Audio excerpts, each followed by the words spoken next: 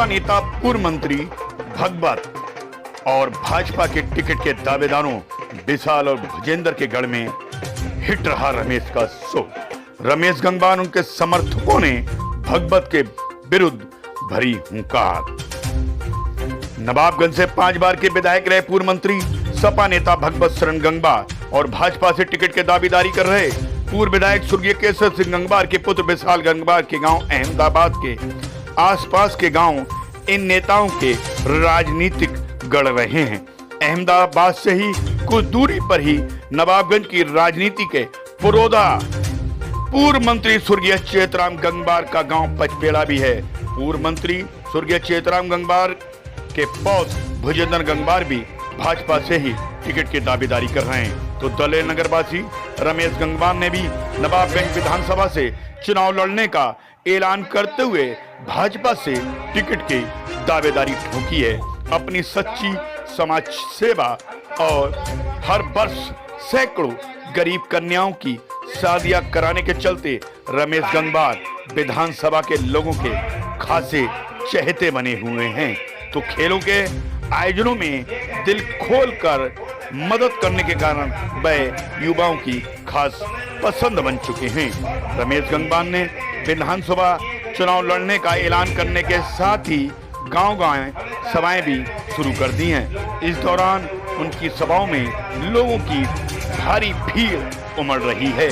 एक माह पूर्व कोलड़िया गांव में हुई रमेश गंगवार की जनसभा में लोगों का इस कदर हुजूम उमड़ा कि भीड़ के सारे रिकॉर्ड टूट गए। रमेश गंगवार के गढ़ कोलड़िया की जनसभा की सफलता के बाद अब उनके आगे अपने विरोधी नेताओं के गढ़ में ताल ठोकने की बड़ी चुनौती उनके सामने थी। एक सप्ताह पूर्व रमेश गंगवार ने मुस्लिम बाहुल गांव कहा प्यारी में विशाल जनसभा करके अपना लोहा मनवाया। तो दूसरी ओर पूर्व मंत्री भगवत शरण गंगवार भाजपा से टिकट के दावेदारों विशाल गंगवार भुजेंद्र गंगवार की गढ़ हमसा में शुक्रवार को जनसभा में पहुंची हजारों की भीड़ ने यह साबित कर दिया कि रमेश गंगवार का सिक्का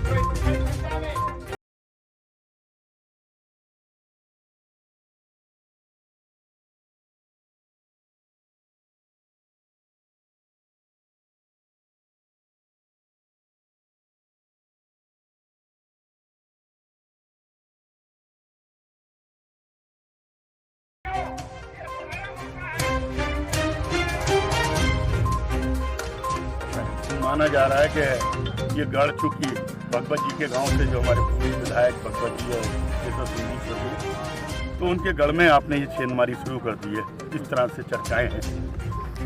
ऐसा है, ये प्यार है, कोई सेंधमारी नहीं है। लोगों को जो हमने लोगों के साथ किया, जो लोगों के साथ प्यार बांटा, इनके दुख दर्द में साथ रहे, तो आज इन्हें अपना वो मसीहा, अपना मददगार आज वो दिखाई पड़ने लगा रमेश गंगवार के रूप में।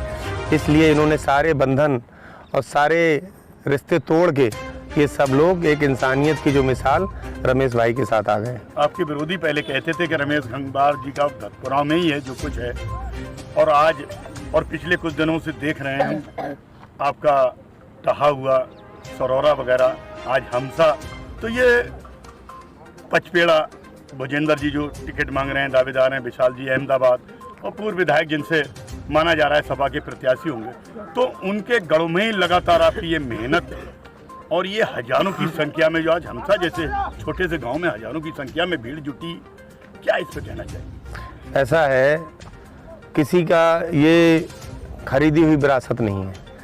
किसी का कोई कहते नहीं उसके गढ़ में जाके अगर किसी को मात दो तो जीत जंग का मजा ही कुछ और होता है।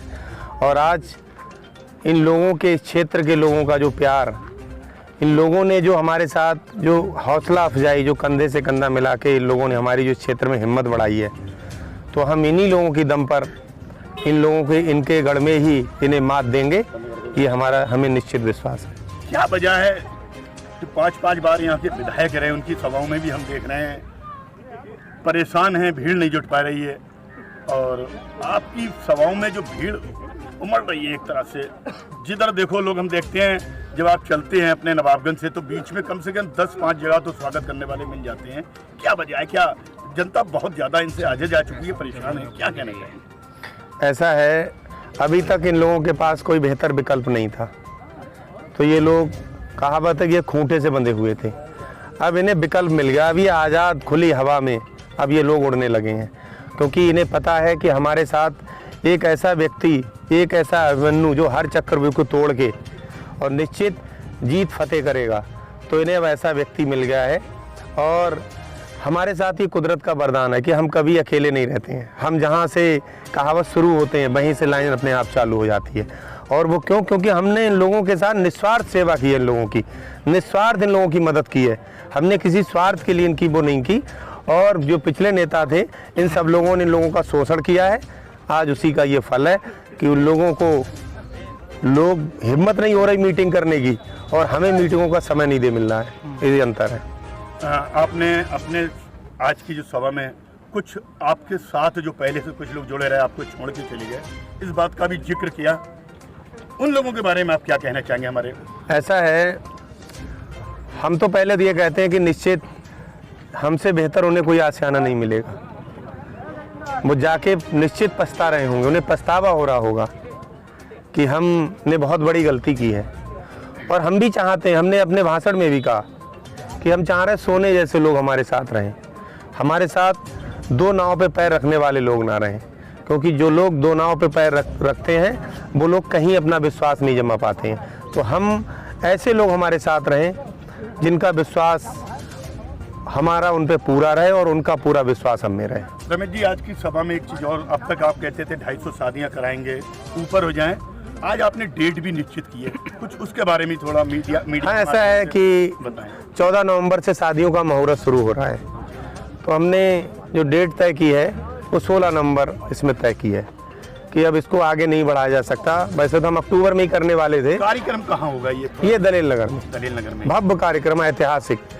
शायद जो व्यक्ति उस कार्यक्रम को देखेंगे तो निश्चित उसे सालों याद रखेंगे कि कोई दलील नगर में कार्यक्रम हुआ। कहा जैसे कि एक नए युग की शुरुआत, तो माना जाए शादियों के बाद, उस कार्यक्रम के बाद ही उस नए युग की शुरुआत। बिल्कुल निश्चित ये विश्वास है, क्योंकि ये गरीबों का कार्यक्रम होगा, एक गरीब लोगों का ऐतिहासिक प्रोग्राम होगा, और जिसके साथ गरीब की आवाज़, गरीब की दुआ जिसके साथ होती है, कुदरत भी उसी का साथ देती है, उसे कोई हरा नहीं सकता है। लगता है आपको कि विधानसभा चुनाव आप जीतेंगे? निश्चित 100%। मीडिया से बात करने के लिए आज के हमसा गांव में हम आपका बहुत बहुत शुक्रिया रमेश जी।